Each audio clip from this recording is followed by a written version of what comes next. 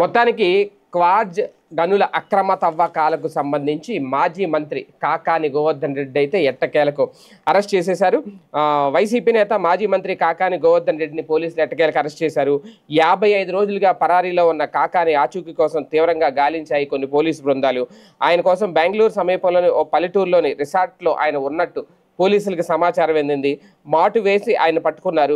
ప్రధానంగా అక్రమ తవ్వకాలు, అక్రమ రవాణా, నిబంధనలకు విరుద్ధంగా పేలుడు పదార్థాల వినియోగం, అభ్యంతరం వ్యక్తం చేసిన గిరిజనులపై బెదిరింపులకు తెగబడటం తదితర అభియోగాలపై నెల్లూరు జిల్లా పొదలకూరు పోలీస్ స్టేషన్లో నమోదైన కేసులో కాకాని 4వ నిందితుడిగా అంటే A4గా ఉన్నారు. బెంగళూరు సమీపంలో అదుపులోకి తీసుకున్న తర్వాత అక్కడి నుంచి ఆయన నెల్లూరుకి తీసుకొచ్చారు. అలాగే కోర్టులో హాజరుపరిచారు. అయితే మొత్తానికి మొన్నటి నుంచి చాలా రోజుల నుంచి కూడా కాకాని గోవర్ధన్ రెడ్డి ఏదో ఒక సమయంలో అరెస్ట్ అవ్వాల్సిందే ఇక నెక్స్ట్ అనేది. కాకపోతే పోలీసులు పక్కాగా నిఘా పెట్టారు. కాకాని సంబంధించిన ప్రతి అడుగుజాడలకు సంబంధించి ఎప్పటికప్పుడు సమాచారం అందుకుంటున్నారు.